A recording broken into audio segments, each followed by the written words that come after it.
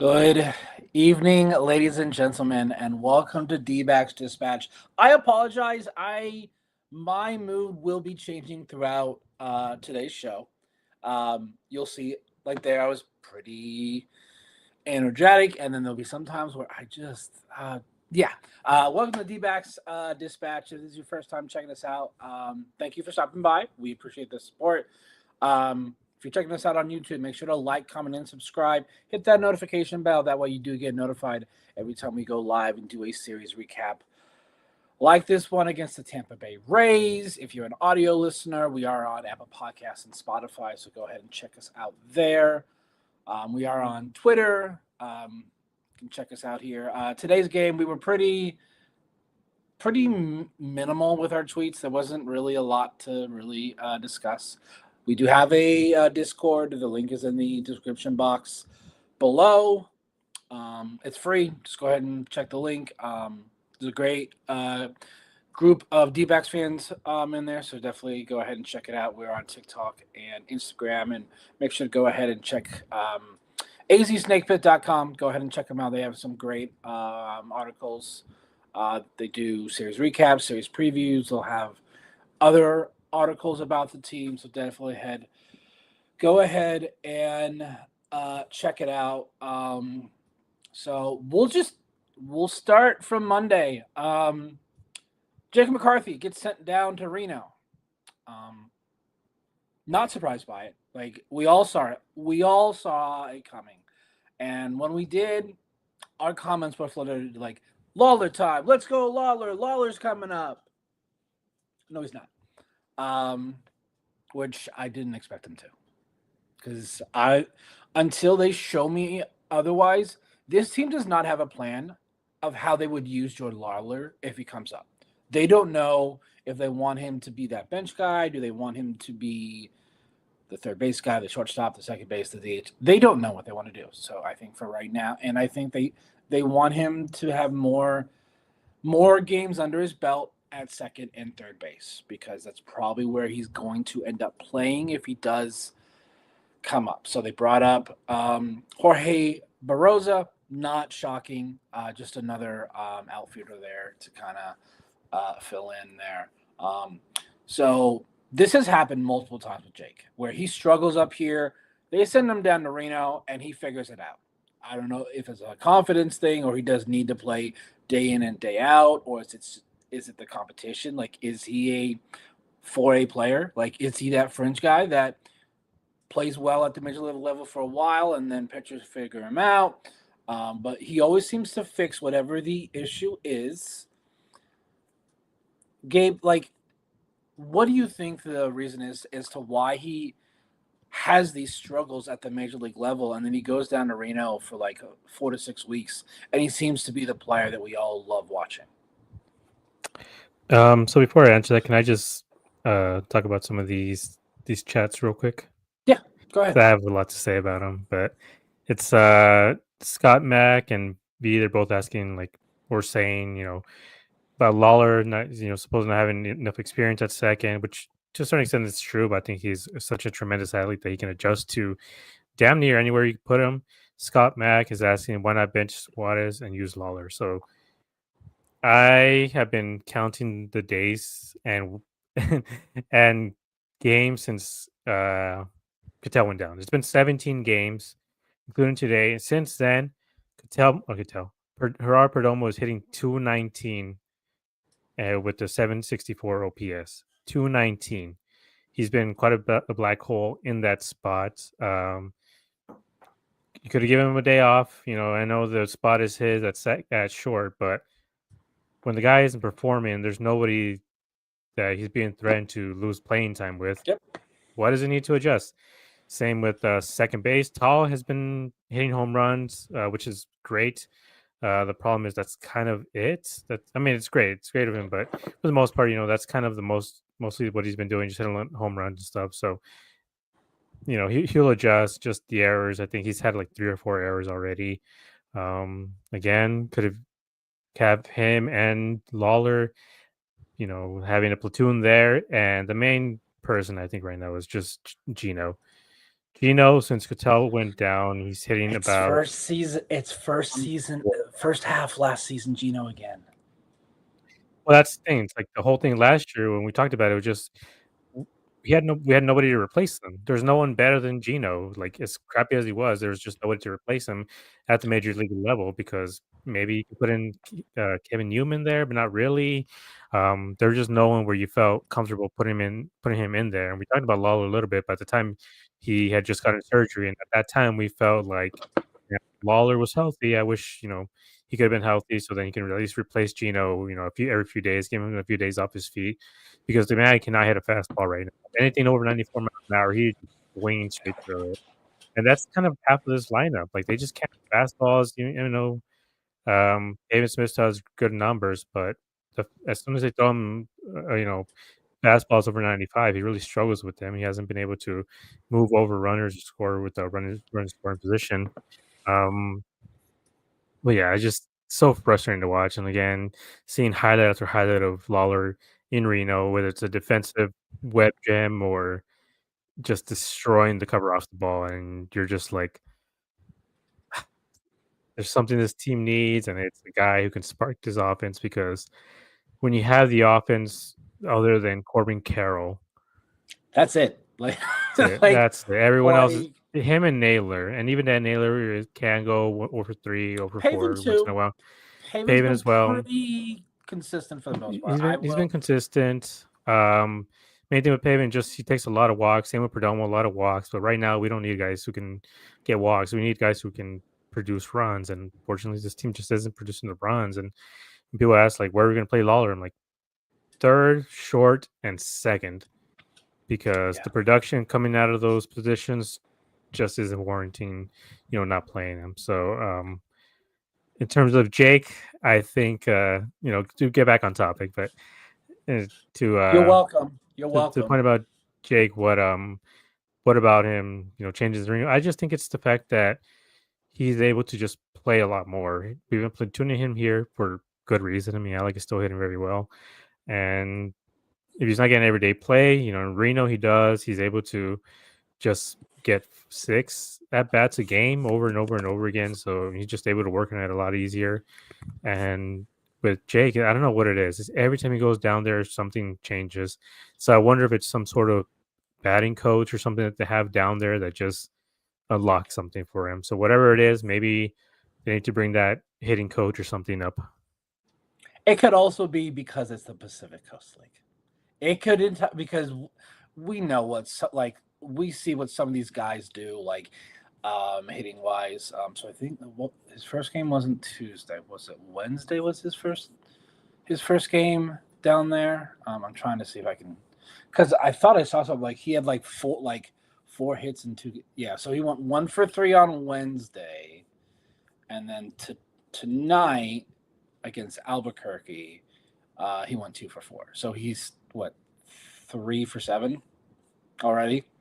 Just as many hits that he had up here in 3 weeks. So yeah, for me, I think it's a confidence thing. I think when he struggles, he has no confidence up at the plate, and like I feel like he presses a lot when he's up. Like he tries to get just get hit after hit, and I think he just tries too hard. But I think when he gets down there, I think he's able to get focus, center himself, and he gets the job done. So because I love watching Jake play. I do. Like Jake is so great to watch. I'm a little disappointed that this team has now missed 3 times to sell high on Jake McCarthy. So, and I think if he can get it together and he comes up here and he gets hot for 6 weeks, maybe by the All-Star break. Especially because there was a lot of talk about the Tampa Bay Rays, Pete Fairbanks, and Jake McCarthy trade rumors swirling around. Yeah. And seeing Pete Fairbanks out there and Jake in Reno, you wonder kind of like what could have been. Yeah, you definitely could. So I hope he does well. Dude, this game. Garrett Hansen, you better learn Reno, because that's where you're going when Ketel Marte's coming back. Tawa hit a home run on Tuesday. He hit another one today on Thursday. Like he's he's playing very well at the plate. His defense is still a little rough, but the fact is he's getting hits. Garrett Hampson wasn't getting hits. So I do not, regardless if Cattell is back or not, Tawa needs to be playing every day at second base. He really like the only time that I want to see Hampson playing is if they want to give Gino an off day because he couldn't hit water if he fell out of a boat. Like that's how bad Gino is right now. So yeah, like I don't. It's so frustrating because Gina, Gino gave us all false hope that first series. It was like, oh, second half Gino is here to stay. Let's go. We all got excited. Yeah, that's pretty much all he's done. Like since that grand slam against the Yankees, really hasn't done very much. So that is kind of frustrating to watch. I would say though that game one was probably the best overall game of the season for the D-backs. Everything was working. Pfaadt pitched phenomenal. Bullpen looked great. Hitting did well. So I felt like that was the biggest thing. Pfaadt looked amazing in this game. Won 6 innings again.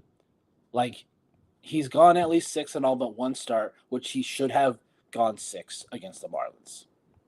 That decision, and you kind of brought it up. It made no sense. He was facing a left-handed catcher that was hitting like 100 on the season. So like, and then due to that, like I felt like that had a massive ripple effect for the next week because that's basically since then we've been having these bullpen issues where like guys are just tired, like they're just being used way too much. So, but Pfaadt on the season is doing great. 4-1, just under 30 innings, 23 Ks, 2.73 ERA. He already has a .9 WAR, so that's really impressive.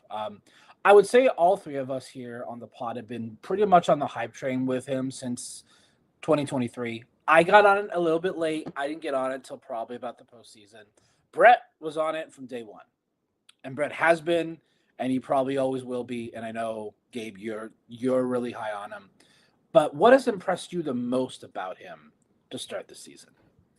I mean, just the fact that he hasn't had that blow up inning. We talked about it a lot last year about he was still going 6 innings. I mean, that's the thing. Go look at those numbers. The man was averaging 6 innings per start even last year.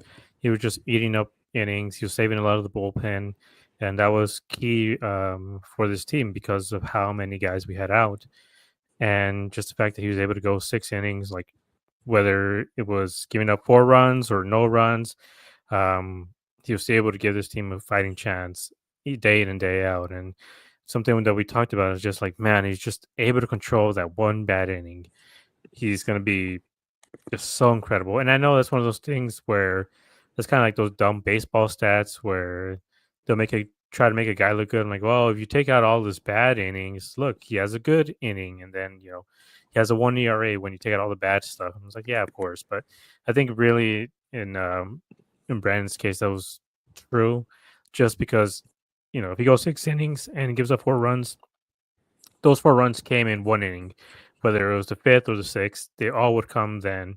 They would all be in bunches. It wasn't like slowly giving up each run. So this year is just that. I think that's what's impressing me the most, just the fact that he's able to limit those really really bad innings, and he's given this team chance after chance after chance to win a ball game, and he's able to keep the score low enough to where this team doesn't have to score 7, 8 runs. And the starting pitching has been really, really solid the last 2 weeks or so. But still, just with the errors and everything, some guys have just been having their counts go way up. And even with Brandon, I don't think there was an error. There might have been like a misplay early on in this game too that I can remember of. That made him throw some extra pitches, but still, the way he's able to lock back in, just doesn't matter what the count is. He always comes back, and he's just been able to get guys out. Yeah, I think, and you kind of brought up the thing is he hasn't had that big blow up inning. Like he kind of had one inning against the Nationals, like kind of like, but it wasn't like a blow like what we've seen where he gives up like 4 runs. And the thing that and we brought it up, and after one of his starts, we're like, and because a lot of people were like, he's not getting as many strikeouts, and we were like, do we want him to be strikeout heavy, or do we want him to go deep in the games? I said deep in the games. And so like he's been staying out of the zone going for the strikeouts, which I'm okay with, because if that means that he goes 6 innings every time out, he's going to be at like 190 plus innings by the end of the year. And it's just going to make Mike Hazen look like even more of a genius for that extension that they signed before the season. Sorry, that was during the season, actually. Like it was like right into the season. So I just want to see him continue to do well. Eventually, teams are going to probably adapt to him. I want to see him adapt back, because that's all baseball is you'll be good for a bit. Your opponents will adapt to you, but can you adapt to the changes that they made to you? And I think so far, over the last season or so, I think he's done that very, very well. Yeah, and I think the key with him is to um, be able to get past, I believe 160 was his career high, or 150 something was his career high before last year. After he hit that point, I remember we talked about it a bit too. Up until that point, he had like a 3.3 ERA before he reached the 150 mark. And as soon as he hit that 150, 160 mark, which was the highest of his career, his ERA went up by an entire run suddenly, like just because he just really struggled. He was still going deeper into games, but in those games, he was giving up 4 runs, and you just knew after that, like, late August and into September, it was 6 innings and 4 runs every single time out, and just wasn't able to limit the runs. And so this year, I think for him, the main key is that limit the big innings, but also, whatever it is, whether it's the stretching routines, physical therapy, whatever it is, to keep him fresh enough to be able to throw past 150, 160 innings, because those last 30 innings that he's going to pitch for the at the end of the year are going to be key. Yeah, I think this team is going to need him, because if things are trending the way that they are right now, Gallen may not be on this team August 1st. Just saying. I know a lot of people, like, that's a big question. Like, does this team trade Gallen at the deadline if they're not in a good spot to potentially make the playoffs? So we'll just have to wait and see. But in probably 2023, like before the playoffs, when he started, I was very like, I don't know how I feel about his starts. Now I look forward to Pfaadt bump days. So, yeah, like right now it's him and Kelly. Like the other 3 for me is very hit and miss. And we'll kind of transition there to game 2, which we lost. Eduardo Rodriguez pitched game 2. He did pretty well for the most part. Like it wasn't like a fantastic outing, but it wasn't like a terrible outing for Eduardo. And I'm pretty sure, and you brought it up, Jose Herrera might be his personal catcher, because there is no reason that man should be playing as much as he is. Erod ended up going 6 2/3, 6 hits, 4 earned, even though technically 2 weren't his, but they were on base because of him. It was when Shelby came in, and they're in the 7th. He did have 5 strikeouts, so Sunderly is a strikeout pitcher, which is not really what I pictured for Eduardo. So we'll just have to wait and see. But really, the story of this game, and we're going to sound like a broken record, is the runners in scoring position. They were 1 for 14 in this game. That is atrocious against a team that was under 500 that really doesn't have any like major big time play. They have a lot of young guys that could be good, but there are a lot of unknown. You got Caminero, you got Magnum, you got uh, freaking Simpson, who, Jesus Christ, is he fast? Wow, he is incredibly fast. Um, Carroll decided, like, freaking Corbin's just on a freaking tear. Um, so he is tied for the most home runs in the month of April in Dbacks history with 9 after this game. I think I saw Gonzo's at like 13. So, Carol, you have a week to hit 5 if you want to have that record all to yourself. But the runners in scoring position is getting incredibly frustrating because if, again, they don't have to like be perfect at it, but you turn that 1 for 14 into 4 for 4, like 3 for 14 or 4 for 14, they win this game. They probably take game 3 on Thursday. They probably take at least 2 of them from the cup. Like, that's 4 right there. And you kind of brought it up in our chat. It makes us like 17-8 instead of 14-11.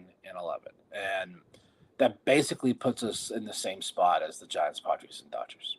So, and they need to fix this, and they need to fix it now before it really starts to become a problem, because it could. Like, it could be one of those things where we don't see them going on streaks at all. Like, they'll like win 1, lose 2, or win 2, lose 3. Like, it's getting incredibly frustrating for me. But do you think this is just on the guys that aren't hitting right now, like Gino, Gurriel, Gabby? You could probably add Perdomo into that list now, the way that he's been really the last 2 or 3 weeks. Is it just all these guys going cold at once, or is it a whole team approach? I mean, it's a team approach. Every time they have runners in scoring position, it's a lot of first pitch swinging. And we saw it today just over and over and over again. They would get a guy on second or third, 2 men on. It was swing at the first pitch and then they would get the out automatically. Even the when Gabby got on in the, was it the ninth? Just Gino, I think, swing it only because they threw like super high in it or something. But he swung at the second or third pitch, just an out, and then double him off. And Perdomo has just been hacking away at the first couple of pitches. I mean, he's been taking his walks, which is great. But when you have a guy on second, like, a walk is great, but you got to be able to at least hit a single or something to move him over. Like, you got to do something. And the guy who's really been doing that has been either Corbin or Naylor. But because the guys after them just haven't been doing as much, they can just pitch around them. They don't have to give them anything to hit. We saw it in this game in the 11th, was it? The 11th or whatever it was. No. Or, This game, yeah. Sorry. yeah, in game 2. Corbin just pitched away 4 balls way out of the zone so they can get to Perdomo. And Perdomo just grounds out to double play, and the game ends. And then, they drop another one that they should have won, and they could have won. But this is a problem, and it's been a problem this whole season. I mean, once Cattell went down, also, that's something we talked about. Like, what does this mean for that? And it's to the point, like, we're bringing up Lawler. Like, something has to happen. They need a spark plug on this team because Gurriel, Gino, Gabby, now again, Perdomo, I just looked up his stats for the last 17 games. That's not a small sample size. That's not 2 or 3 games. That's 17 games where he's hitting barely over 200. But these other 4 guys hitting well over 100, hitting about 150 since Cattell went out. And I mean, Hampson, another black hole, Herrera, another black hole. It's truly just been, these games, Corbin, Pavin, and Alec. That's it. 3 out of 9 guys. There's 6 outs right there they can easily get. And it's just, when this team goes cold, it all goes cold. And that's what the most frustrating thing is. It's like you have teams where, like, all right, well, this guy's going to be cold for a while. But now it's all of them. Like, there's when do we bring in Grichuk to play a little more often? I was looking at, he hasn't started a game I think, since Milwaukee. Everything else is like he comes in for like 1 or 2 at bats in a pinch hit situation. Yeah. Um, I mean, they with need to him, like I bring, said, I they mean, need he's. to sit Lourdes for a couple days. Let Grichuk play. Like, come on, like I you, mean, you what are you frick- gonna if he struggles? I mean, I don't think he's gonna struggle on defense. He's a decent defender, and like the main thing yeah. with Uriel that we've also talked about is just the fact that he makes flashy plays only because he misreads the ball, he's able to adjust, and then he catches a ball that, most really good defenders would just sit under the whole time. But he spins around a couple times and then he finally gets to the ball. So that's what makes him look a lot better than he truly is. Like there's a couple of misplays with the game I went to. He ended up catching them, but again, they were just kind of he's he's kind of like when you're playing MLB the Show and you're kind of just spinning the little analog stick around for your outfielder. That's kind of how he plays it out there. But putting Grichuk out there, especially that side of the field, I feel like he would do a decent enough job out there, like to where he's not hurting the team. And if he goes 1 for 4, that's still better than whatever we're getting from Gurriel these last few weeks or this last start of the season. Is just too many black holes on this team. Just anytime they get any sort of momentum going, the other team just knows, all right, so we have 5 guys in a row that we know we can get out, and they've been able to do it. And it's like how Scott Mack has too many dead weights, and I think that's kind of a apt way to compare them to. It's just a lot of dead weight. This team is just not producing, and it's really infuriating because they've had chance after chance after chance after chance to put teams away, and they just don't. Like we're talking about the bullpen struggles, the offense isn't doing enough for them. They have to be perfect every single time out. Like today, when Ryan Nelson went in, it was 4-3. Ryan Nelson, I guess Torrey expected him to throw 3 innings, but like he had no leeway to make any sort of mistake. Like you're telling the guy, hey, go out there and pitch 3 innings and make sure you can. They're all shutout innings, or else we're going 2 extras. And that's what happened. Like the offense didn't do enough, and they didn't score for 4 innings, 5 innings, whatever that was in a row. And same with this game, just a lot of zeros over and over and over again, just not moving runners over. And I think Jeff brings it up. No sacrifice bunts either, and especially in these situations in extra innings. Okay, I'm about to go on a tangent, Jeff. And then, like, here's the thing: like the one guy who is amazing at it, Perdomo, he's not doing it. He hasn't been doing it at all, and he's had a couple opportunities to do it, and he doesn't. And there's a couple of guys on this team who can bunt as well, and it's just you're sacrificing a lot of outs for no reason. Yeah. So I kind of wanted to go back to kind of what you said about Gurriel and him playing defense. There was a play in this game, the Danny Jansen ground rule double. I don't know why Gurriel was trying to make that play. That was all the way in left center. That is a play that Alec should be making, but I'm pretty sure Gurriel was the one that called him off. And they both were like like Alec wasn't even close because Gurriel was calling it like, I'm sorry, Gurriel, you should the only plays that you really should be making are balls in left field. Like that ball in left center, like that is a play that Alec should be making. I don't know if he's just like he's not taking charge, or he just gets nervous because I think Alec is only like 5'9". Gurriel's like 6 feet 6'1". So yeah, he's a lot bigger. He doesn't want to run into him. So yeah, like that play really frustrated me because I was at the game yesterday, um, and when I rewatched it, I'm like, like why is Gurriel the one trying to make that play? Like that should be the center fielder's ball. So that was frustrating to me. Yes, the first pitch swinging is getting very frustrating. Um, so the whole thing about sack bunts, Jeff brought it up in our Discord in the 10th inning. He suggested that Naylor bunt him over, get him to third, and then you have a guy on third with 2 outs. And I'm like, you're not going to do that with your number 4. Like literally the only guy that's hitting right now, Like if Naylor wasn't the only guy hitting, like if Gurriel and Gino behind him were hitting well, I would have been okay. It's fine, but they're not hitting. To sacrifice an out with literally the only, like literally the second guy that's hitting on your lineup right now, just couldn't do it. Um, um, yes, I know a guy on third with one out, and the next two guys they hit medium fly balls. They weren't deep enough. They were not. There's no way you could have had somebody score on those flyouts. Now the next two batters could have been different if you did have a runner on third with one out. Like they could have just pitched differently. Maybe you could have gotten some better pitches, or because the infield would have been in, could have gotten a ground ball right up the middle. Like the entire outcome of the inning could have changed. You don't bunt with literally the only other guy outside of Carroll that is hitting right now. Like you don't sacrifice. Like what if Naylor would have gotten base hit? Game could have been over that way.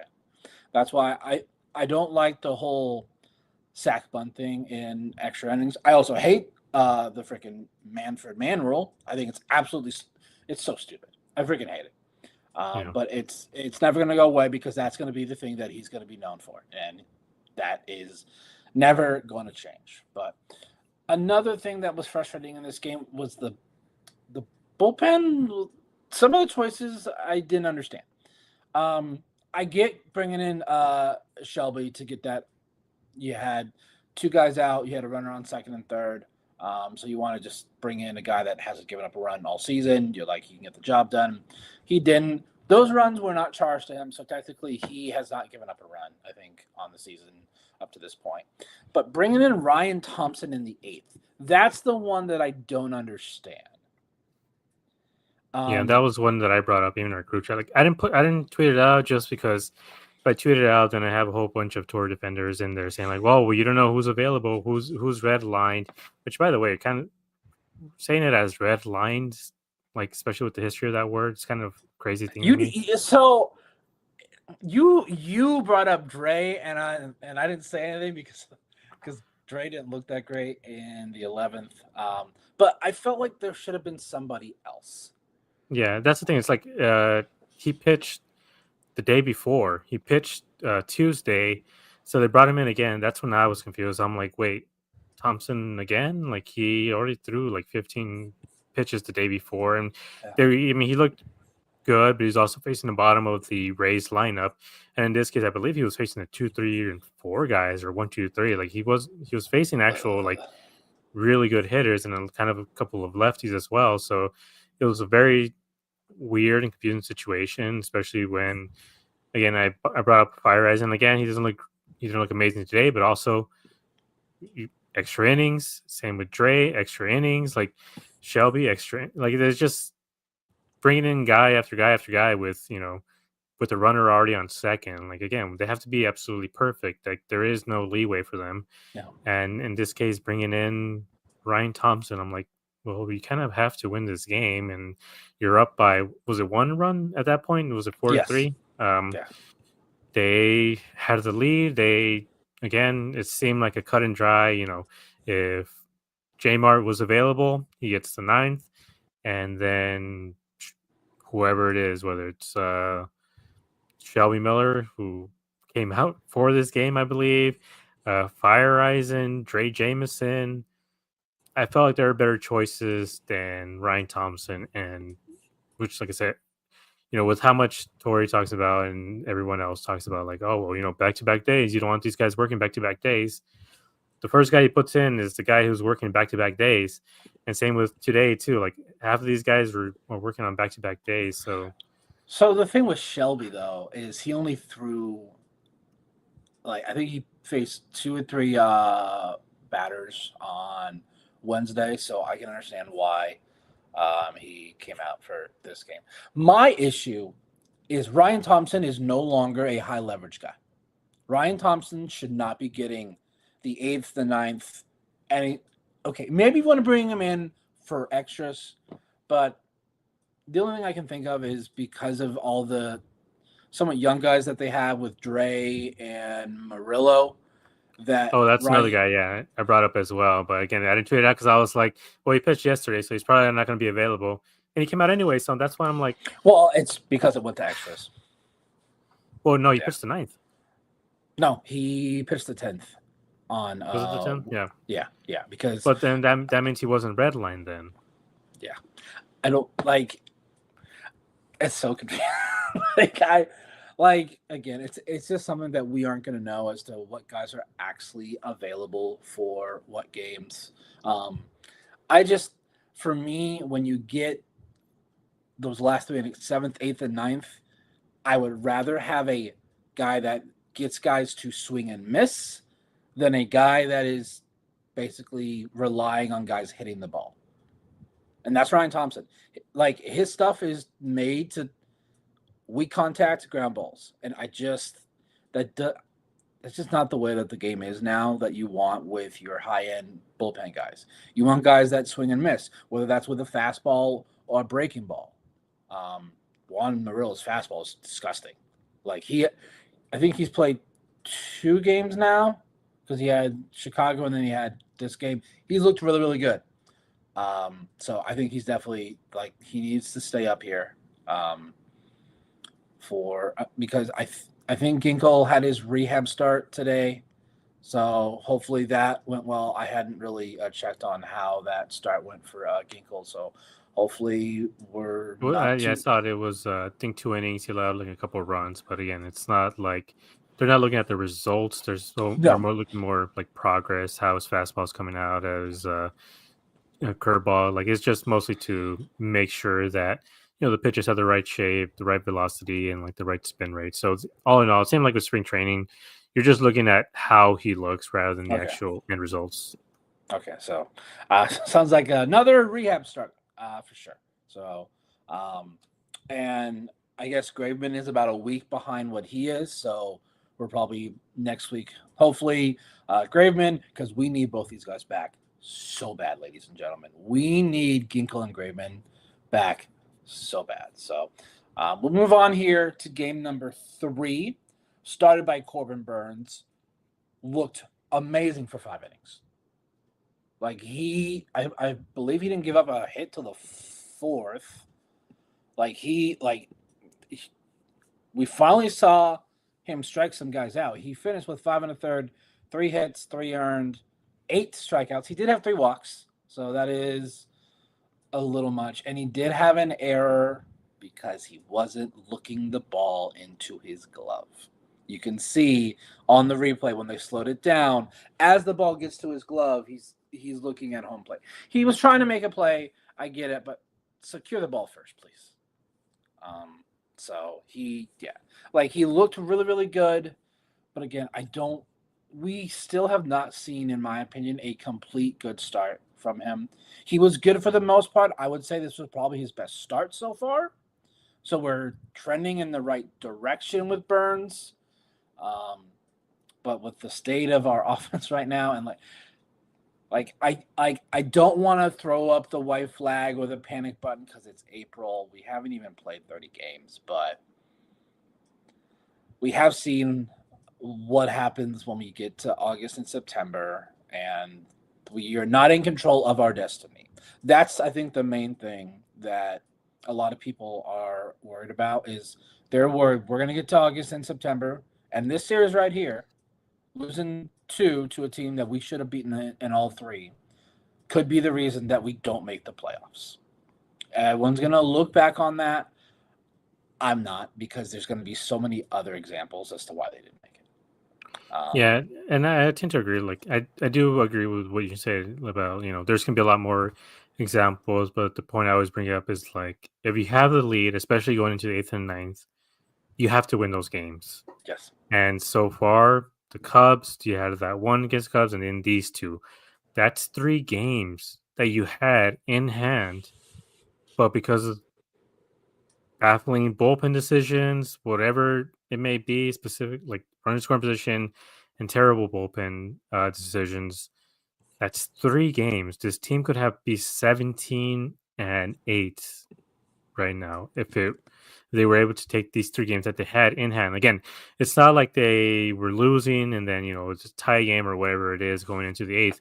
They had the lead in the eighth inning for these 3 games and haven't been able to put them away, and that's such a huge problem. And that's what I mean about like these are things you have to fix, and you have to be able to escape these games with the win. Because if you don't, again, that's the difference between being 9 games over 500 and 3 games. Yeah, it's That's how drastic it is. Now we would still be a wild card if the season ended today. By the way, we'd be the final wild card because Phillies are 13-12, so we would, in terms of like a winning. We'd be facing the Cubs as well, right? Correct. Yes. So that's kind of my issue. Yeah, but Cubs have some devil magic. I don't know if like I know what's going on, Gabe, with that Cubs and Dodgers series, but I don't know how many of the fan base, but that series with the Cubs and Dodgers, just like last few days, was Cubs devil magic is definitely going on within. Yeah, for sure. Honestly, what it is, I think, is the wind in Wrigley. That's been changing everything. Just if you hit it in the right way, you get the ball up in the air. If the wind is blowing the right way, it's a home run. And for the D-backs, even that last game that they played, Alec hit a ball super, super hard, but the wind was literally blowing in. Yeah, it was literally blowing in. If you look at that, it was like 100. Nope. It literally 105 off the bat. I mean, that thing would have been like damn near hitting the screen in Chase Field, and it just died at the warning tracks. And so it's just one of those things. It's Coors Field right now there, and in October it also turns into Coors Field because of the wind. So that's what we mean about like being able to put some of these teams away. Like you don't want to have to face them when they know how to adapt to their wind and weather change a lot better than you. Yeah, I want this team to be in control of their own destiny when we come to those last few weeks of September. I don't want us to be one of those things where like, okay, Cubs and Brewers are playing. Who do we need to root for? Like it's gonna. I don't want that. I want us to be all right. You win your game. Who cares what anyone else is doing? So you just got to be within those last 3 wild card spots. Because right now, 17-8 be the same record as the Padres, by the way, who are in first place. Again, we're only 3 games back. Like it's not like yes, it's worrisome because of how we have been playing, especially with that running like lack of runners in scoring position issue. So that is very frustrating.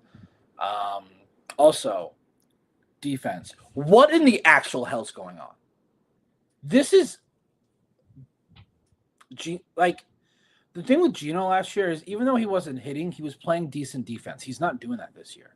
Like he's not doing it. Like this is why I want them to call Lawler up, not just for a spark of the bat, so that you can give Gino some off days at least. Because there is no like, I would rather play Gino than have Hampson play third base, because he is an automatic out. Gino, there's the slight chance that he'll surprise us and he'll hit a homer or a double. Like, we're not going to get that with Hampson. It's just not going to happen, in my opinion. So, yeah. Tori, Mike, if you feel like surprising us as a fan base in the next 24 hours and calling up Lawler and designating for assignment Garrett Hampson, I wouldn't be angry about it. Also, I wouldn't be surprised if they make another bullpen move, because this bullpen, like, you can definitely tell, like, they are tired. This is their 3rd extra inning game in 4 days. So I feel like they need a fresh arm. And in my opinion, it needs to be JP Feyereisen. He is not a major league pitcher. He's just not. I mean, and we talked about it before. Kyle Backus is doing very good in Reno. Again, like we talk about, how sometimes when the guys have a really high ERA, like, oh, well, it's Reno, just, temporary expectations, just sometimes with the way the ball flies. But he had like a 2.5 ERA or even a 1.5 ERA. Last time I checked, it might have gone up a little bit now. By the way, Kyle Back is, I believe, he's a lefty as well, unless I'm Yes, wrong. that's Lefty something throws else we hard. need. We need Another another left, lefty in the Fed. Beaks I hit today. Like he got taken out of the game because he had a comebacker. So we don't know how long he's gonna be out. If he's gonna be out. So we need somebody else. So again, yeah, I agree. I think for this series, again, like we talked about last series against the Cubs, don't be reactive, be proactive. Mike specifically, obviously, Tori doesn't have control of the these sort of roster moves, but Yeah, in this so case, I think he has a slight control. He tells Mike what he needs. So I'm yeah, hoping he's doing that. So yeah. So with him, it's just again, we need a fresh arm. I know the Braves haven't started off the season that great, but it's the Braves. We've seen what happens when when they play the Braves. They really struggle against them. Right now, they don't have Ronald Acuna Jr., but they're coming off pretty hot. They're 6-4 of the last 10. They have they're really making some headway now, and especially compared to how they started, they're kind of almost a 500 team. They started off, what was it, 2-8 or something like that. They started off terribly. well, it's because they played the Padres and then the Dodgers. So that's Yeah, not I mean they that's start off terribly, that's but they've been able to slowly come back, and at least be at a more respectable number. Where you look at that team, you're like, okay, as soon as Acuna comes back, maybe this team could actually be making a run for the playoffs. I know uh, Quadzilla, 10, isn't 10 and Strider is 14. yeah, 10-14. That's not a terrible record again. We've seen the Braves team just turn it on, and again, they're without Ronald Acuna Jr. So as soon as he comes back, we might have a better or clearer picture of what that team is. But yeah, again, Gino, Perdomo, Hampson, that's three guys I think that Jordan Lawler can take playing days from right now, and it's just frustrating. It's so frustrating. That Like does. we need something. Like this team desperately needs something. They can't just keep scoring 4 runs, 5 runs, maybe. Like I know we've talked about that should be enough, but because of the defense, those even though they're coming out with 1 or 2 runs earned because of how bad the defense has been, that they also get a couple more runs added on top of that. It's like a weird tax right now that they get. So it's like, oh yeah, sure, we have 1 run, but we have two tax runs earned as well. So now instead of it being 4-1, it's 4-3, and now the bullpen has to be absolutely perfect because the offense isn't doing its job. Yeah. So Kyle Backus on the season, 8 games, 9 innings pitched, 13 strikeouts with a 2 ERA. So hopefully, I would really like them to make that move. We'll see what they do. I just think they need like another fresh arm. So that means Gallon tomorrow. You need so we'll just kind of transition here. Braves and Dbacks series preview. It'll be Gallon versus Sale, Kelly versus Holmes, and Pfaadt versus Schwellenbach. So yeah, I don't want to say that I don't think we win this series until Gino starts hitting. Like the thing with me with Gurriel is he's hitting the ball hard. He's hitting it at people. That's the thing. He just needs to find some grass. Gallon is 1-3 with a 5.60 ERA. Sale is 0-2 with a 6.17 ERA. So it's a battle of guys who have not lived up to their normal billing to start the season. Kelly is 3-1 with a 4.73 ERA. Crazy to me that in like 4 starts, I think he's brought down his ERA by like 5.5 runs. That is like the way he looked against the Yankees, so bad.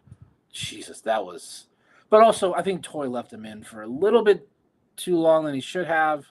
Holmes is 2-1 with 3.22 ERA. Sunday's going to be the game to watch, you guys. Brandon Pfaadt, 4-1, 2.73 ERA versus Schwellenbach, 1-1 with a 2.56 ERA. But for me, it's offense, please. Like, I need you guys to play consistently throughout the game. I'm tired of seeing this. oh, we scored 4 runs the first 4 innings, and then we get retired freaking 12, 13 in a row. Now it's the 8th inning, and the game's tied. So it's Yeah. just, Yeah, and I this, don't I know mean, what's like how V. Can you let us know? Is it V or Vi? Because I can never tell. But she says until Catel's back, no series wins for us, and that's honestly how it feels. Like the real series win was against the Marlins, who are just not a good team. I mean, this Rays team is plugging around 500. They have some injuries, but they also just have a lot of really good, talented young pitchers. And that's the thing. Is like we want to give credit as well. It's not like we're trashing these teams like the Cubs or even the Rays. Um, they have good pitching staffs. Like the only difference is because of the money, the I guess pedigree of the guys on this team comparatively the expectations are a lot higher for this team than they are for a team like the Rays, where with the Rays, you're like, all right, they're a couple moves away from, being able to fully rebuild and be back, at the top of the NL East just because, you have other teams on there who are a little bit further in development. But again, you have to take this series. You have to be able to get back because, again, 16 and 12 sounds a lot better than 15 and 13 if they lose the series. so it's V. V. Okay, V. All right. So yeah, you don't want to get buried. And right now, with and like we know we've talked about the Giants and even the Padres coming down to earth at some point, but you don't want that to be way too late into the season where they win 90 games. Right now, the D-backs are on pace for 89 wins. That's not enough. That's not going to be Again, enough. it's not a bad season, but it's No, not enough with the state this of team's on pace the National League. to win the exact same amount of games as last year, and they were out of the playoffs because of a tiebreaker in one game. They're on pace to do that exact same thing this year. And that's when I get worried when I'm like, something has to change. This offense has to start clicking. This defense has to start clicking. And I mean, it's a broken record. I'm like, we have a guy who can fix both those issues right now. Yes, we do. These next 3 weeks are gonna be a test for this fan base to see which ones will be like doom and gloom after every loss, and which ones are like, okay, we still got some time because they got 3 against the Braves. Then they go play the Mets. They then go play the Phillies. Then we come home and we play the Mets and the Dodgers, and we play 3 against the Giants. That is a tough 3-week stretch. That is a very tough 3-week stretch, and I really hope that we get Cattell back at the start of it. I'm still kind of on board with the May 1st. That's what I'm hoping. So hopefully by this time next week, we'll have some news about Cattell. If not, Hazen, you need to make the decision. You need to bring up Lawler because Lawler's OPS right now is over 1,000. Like, you cannot have him play in Reno while Gino continues to stink up the joint. Like you just can't do that. Unless Gino starts to hit, then I'm okay. But if Gino continues to go 0 for 3, 0 for 4, 2 strikeouts, has an error in the field, you just can't do it. Because it's just like Toy's probably getting frustrated with Gino again. He's like, so what happened to the guy that was on tear for 3 months? Why'd you completely go back to the guy that you were in the first half of last season? So And that's the thing. It's like we know, like everybody said it when we got him from Seattle. Everybody, like the Seattle fans, were saying, like, yeah, this is who he is in the first half. He turns it on in the second half, which I know sometimes you have to put up with it a little bit.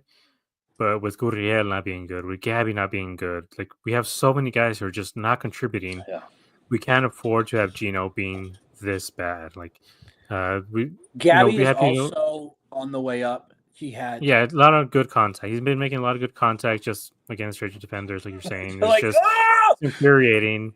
But again, it's like when you're talking about 6 guys being automatic outs, I think that's such a huge, huge problem.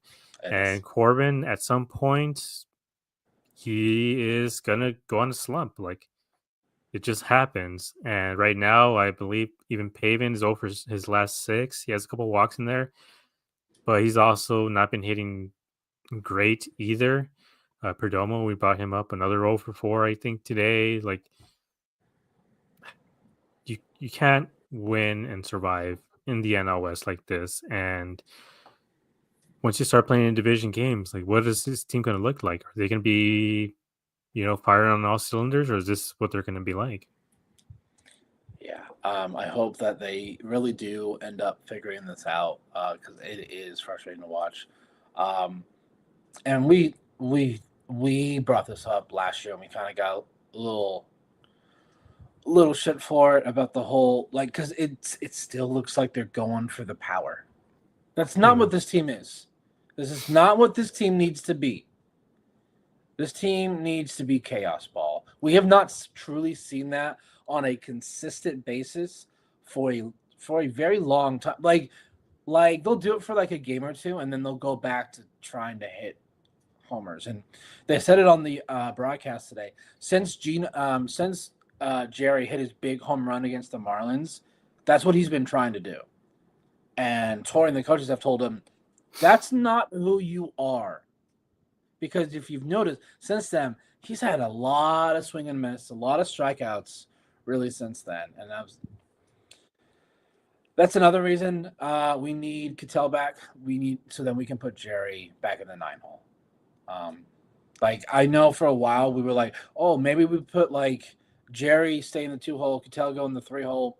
No, I think Jerry should just go back to that number 9 spot.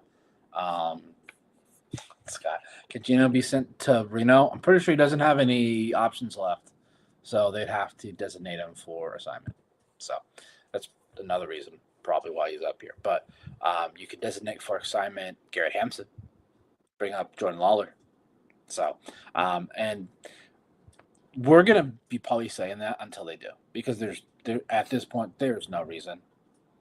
There is yeah, no reason why he should not be up here right now.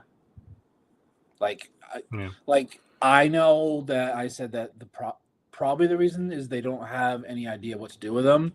I don't agree with that. I'm just trying to because that's the only thing that makes sense.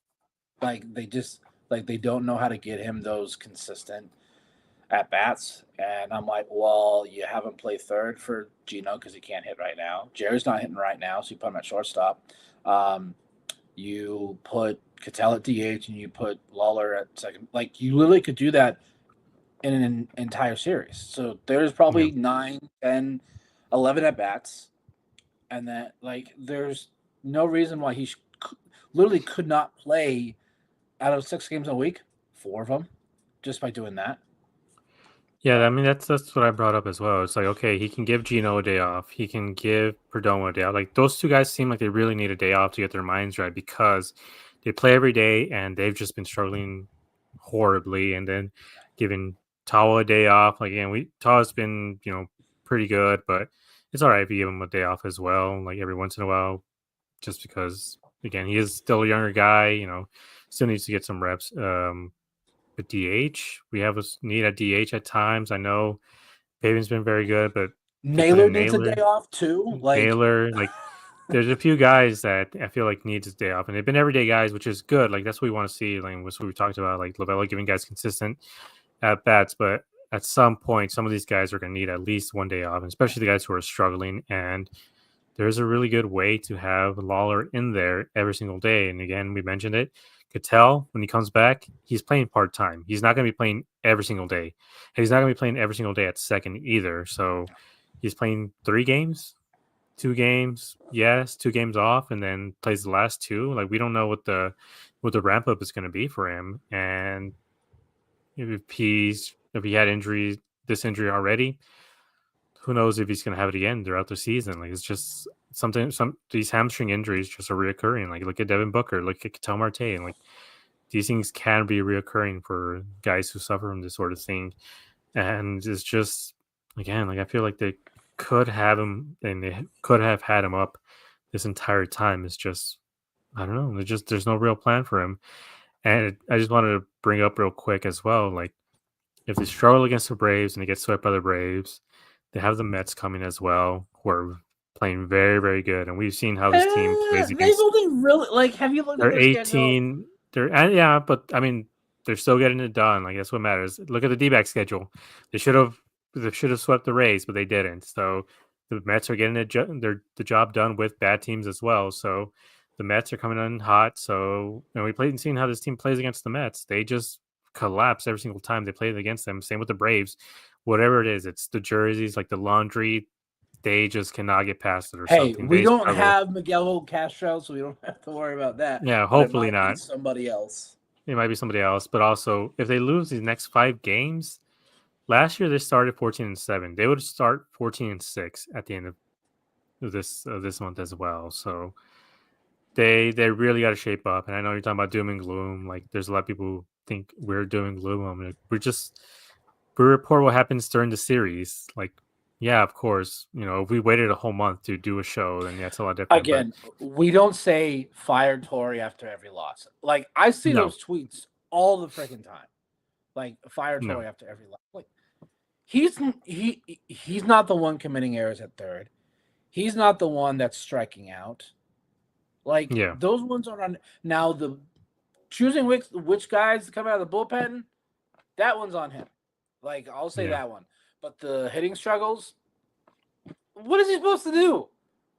Yeah, I mean, like again, in this case, it's not Tory, it's Hazen, who hasn't brought up Lawler. So at that point, it's just kind of wait and see. And I don't know, man. It's just when you see a series go the way this one did, something has to be done. Like this team can't continue on this way, and they're relying on Cattell to come back. And again, he's not going to be playing every day, but where's the guarantee that Cattell is going to be hitting 300 again right off the bat? Yeah, there's no guarantee that's going to happen.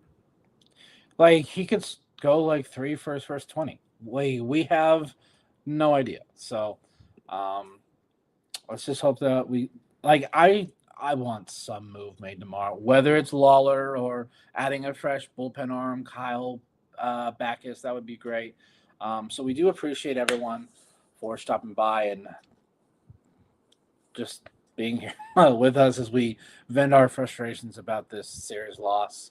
If you're checking us out on YouTube, make sure to like, comment, and subscribe. Hit the notification bell. That way you do get notified every time we go live. Check us out on Apple Podcasts and Spotify if you're an audio listener. Check us out on Twitter, TikTok, Instagram.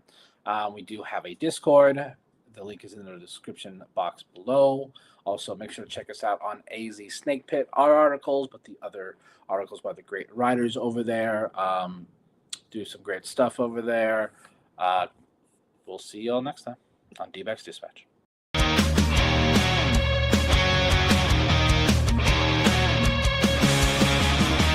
Under the lights, the game goes down. Desert heat, but we own this town. Brennan gave on the call with Josh in the back, bringing it up.